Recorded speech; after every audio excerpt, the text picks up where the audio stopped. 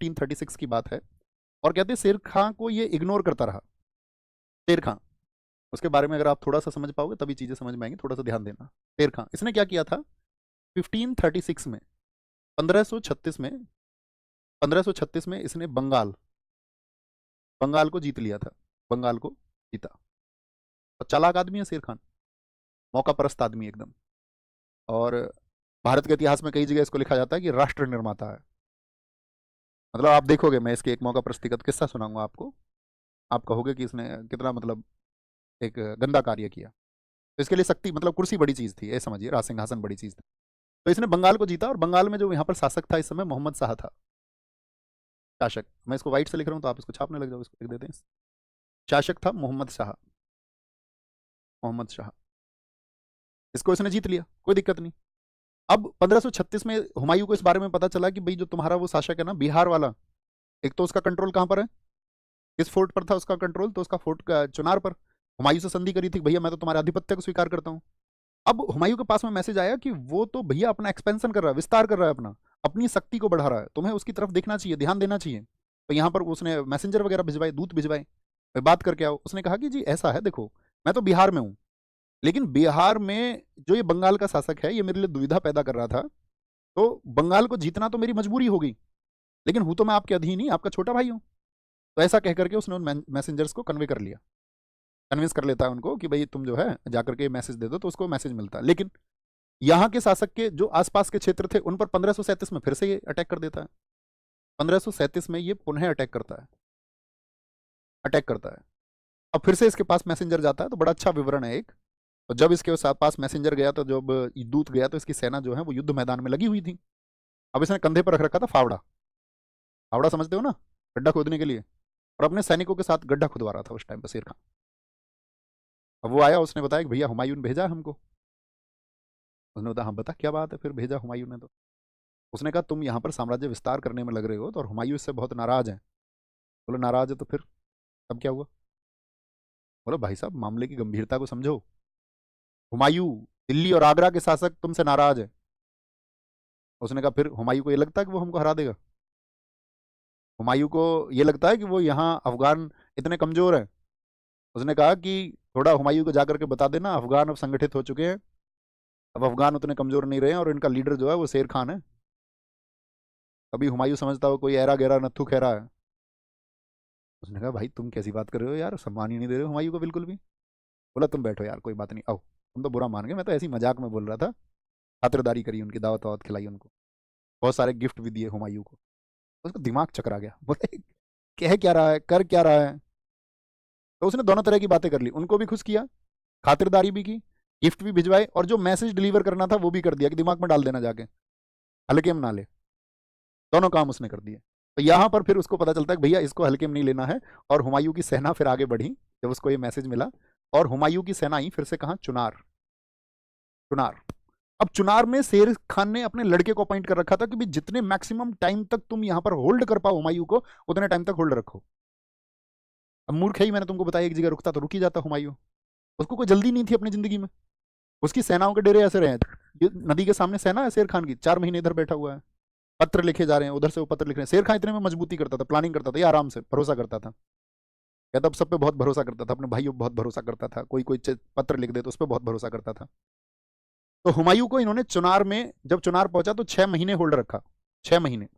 और इस समय पर स्थिति क्या थी कि भाई शेर शाह का मकसद ये था कि भाई मैं इतने जो है बाकी पूर्व में अपनी स्थिति को मजबूत कर लूंगा। चुनार के बाद में वो बनारस गया, चुनार के बाद में वो कहाँ गया, बनारस गया।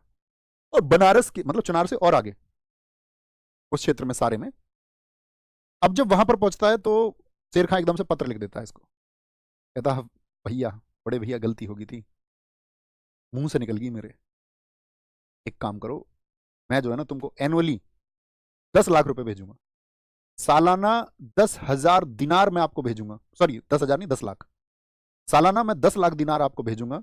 लेकिन प्लीज मुझको बंगाल का शासक बना रहने दिया जाए, और बिहार का आधिपत्य आप ले लो।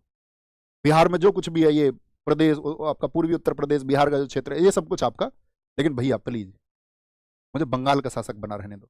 और साथ में 10 लाख रुपए दे रहा हूँ ना आपको साल के दिनार के। हुमायूं को भी लगा, बोला आपके नाम का खुतबा जारी कराऊंगा, अपने सिक्कों पर नाम लिखवाऊंगा कि मैं हुमायूं के अधीन शासन कर रहा हूं।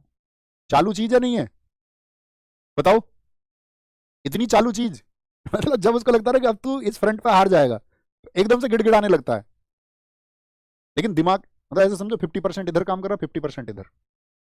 अब सोच भी रहा है साथ में, अब क्या करूंगा यार, कैसे शक्ति बने, ये तो हुमायूं भारी पड़ रहा है।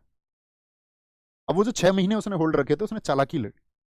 रोहतासगढ़ का किला, रोहतासगढ़ का किला उसकी नजर में था। रोहतासगढ़ का जो किला है, रोहतासगढ़ फोर्ट, चिंतामणि शासक थे यहाँ पे, रोहतासगढ़ फोर्ट। यहाँ के एक शासक थे, इनका नाम था चिंतामणि। कौन थे? चिंतामणि। देखो रोहतासगढ़ के किला, अक्सर इतिहास में आप पढ़ते होंगे कि रोहतासगढ़ के किले का निर्माण शेरशाह सूरी ने करवाया। वो एकदम से गलत चीज प्रिंट है, जैसे यहाँ पर भी है। दरअसल में अयोध्या के एक राजा थे, राजा हरिश्चंद्र, उनके बेटे थे रोहिताश्व।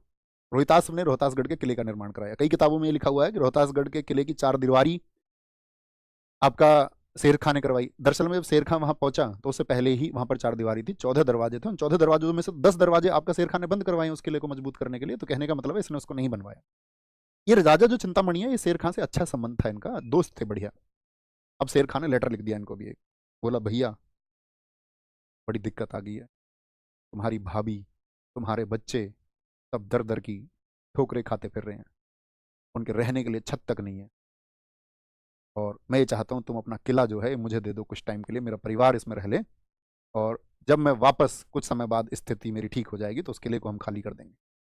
राजा चिंतामणि एक अच्छे व्यक्ति थे, इसके अच्छे दोस्त थे। उन्होंने कहा ठीक है, लेकिन वो जानते थे ये बड़ा चालू आदमी है। तो उन्होंने कहा ठीक है भाई, लेकिन पुरुष कोई नहीं आएगा, तुम्हारी स्त्रियां, बच्चियां, जो भी बुजुर्ग हैं वो सब आ जाएंगे, ठीक है, लेकिन पुरुष कोई नहीं आएगा, बुजुर्ग स्त्रियां भी भेज दीजिए आप, उन सबकी रक्षा की जिम्मेदारी हम लेते हैं। अब उस तो डोलियों में आई फिर स्त्रियां बैठ के, 4 डोलियां। अब उनमें शुरुआत में तो उसने बैठा दी बूढ़ी स्त्रियां। अब थोड़े सैनिक थे भाई, राजा समझ रहा है कि भाई क्या ही करेगा, गेट खुले हुए हैं, कुछ सैनिक चेकिंग कर रहे हैं, जैसे दरअसल चेक पोस्ट की तरह होता ही है गेट पे। और उन्होंने देखा ठीक है, औरत है, औरत है, ठीक है भेजो आगे। पीछे बैठे हजारों सैनिक, और वहां से लगभग 2.5 किलोमीटर दूर ही पीछे सेना लेकर के तैयार है आपका शेरशाह सूरी। क्योंकि रोहतासगढ़ के किले के दरवाजे ही मजबूत माने जाते थे कि भाई वो दरवाजे अगर खुल गए तो सब बात है, दरवाजे बंद है तो कुछ नहीं होता। उसने किले को जीता। तो कितना गलत कृत्य उसने किया, मतलब इसको तो बोलते हैं ना पीठ में छुरा घोंपना, अपने दोस्त के लिए ही और एक साम्राज्य के लिए। शायद उसको अपनी नीति बताता तो शायद वो उसको सपोर्ट करते, लेकिन उसको लग रहा था कि मैं नहीं, सपोर्ट नहीं चाहिए। रोहतासगढ़ का किला अब सिर्फ एक ऐसा बिंदु है, क्योंकि 2 किले माने जाते थे भारत में, अगर पूर्वी हिस्से पर आपको कब्जा पाना है तो एक तो चुनार और एक दूसरा रोहतासगढ़ आपके कब्जे में है, तो आप बंगाल, बिहार, इस पूर्वी उत्तर प्रदेश को कंट्रोल कर लोगे। अब उसको लगा एक तो गया चुनार, तो अब यही बचा हुआ है विकल्प। तो यहाँ पर आकर के वो रोहतासगढ़ में अपनी एंट्री कर लेता है। और रोहतासगढ़ में जब एंट्री हुई तो इधर बंगाल का शासक भी है जो मैंने बताया, मोहम्मद शाह, जिससे उसने बंगाल को जीता था। मोहम्मद शाह ने यहाँ पर पत्र लिखा हुमायूं को। भैया चिट्ठी बहुत लिख रहे हैं ये भी, प्रेमी प्रेमिका की तरह। मोहम्मद शाह ने भी चिट्ठी लिखी हुमायूं से कि भैया इससे बचा लो यार, कैसे भी तुम इसकी बातों में मत आओ, ये तुम्हें कुछ भी बहका देता है, तुम प्लीज इसका इंतजाम करो। तो मोहम्मद शाह के कहने पर यहाँ पर फिर याद रख लेना, हुमायूं ने अटैक किया। और हुमायूं ने जो अटैक किया, उस अटैक के बाद में शेर खां भाग गया, शेर खां भाग गया। अब हुमायूं को मिल गया इधर बंगाल वाला क्षेत्र, जब शेर खां भाग ही गया है। अब हुमायूं यहाँ आके लेट गया 8 महीने। ना तो उसको दिल्ली से कोई मतलब, दिल्ली में क्या हो रहा है, ना उसको इस बात से मतलब कि आगरा में क्या हो रहा है। बोला 8 महीने ही लेटो आराम से। अपनी बेगम बेगमों को साथ लेके जाता था वो। हुमायूं की पहली पत्नी, बहुत प्रेम करता था वो उससे, बीगा बेगम, बीगा नाम है उसका, हाजी बेगम जिसको कहा गया, जो इसके लिए वो बनाएगी हुमायूं का मकबरा, भी बताएंगे आगे। उसको साथ लेके रखता था। और भी हरम तो आप जानते ही हैं, ये क्या करते थे, स्त्रियों को, जितनी भी सुंदर स्त्रियां इनको मिलती थी उन सबको पकड़ के और अपने हरम में शामिल करते थे। उसमें आपका सैकड़ों स्त्रियां होती थी, सुंदर स्त्रियां। जहां ये युद्ध पर जाएंगे वो सैकड़ों स्त्रियां भी इनके साथ में जाएंगी।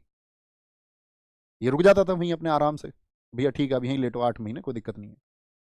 इसको फिर सूचना मिली, बोले तुम्हारा जो भाई है ना, अब ये दिल्ली तो छोड़ के आ चुका है, 6 महीने चुनार पर रखा, 8 महीने यहाँ रुका, अब इसको कितने दिन हो गए यहाँ पे रुके हुए, और दिल्ली में अपने विश्वसनीय व्यक्ति शेख बहलोल को छोड़ के आया। नियंत्रण किसको देके आया था, लिखो एक बार, छोटी सी बात लिखो। तो इसने, मैंने बताया आपको, हुमायूं ने अटैक किया फिर से, तो लिखना इसने 1539, ये 1539 है। 1539 में इसने बंगाल, बंगाल को पहले गॉड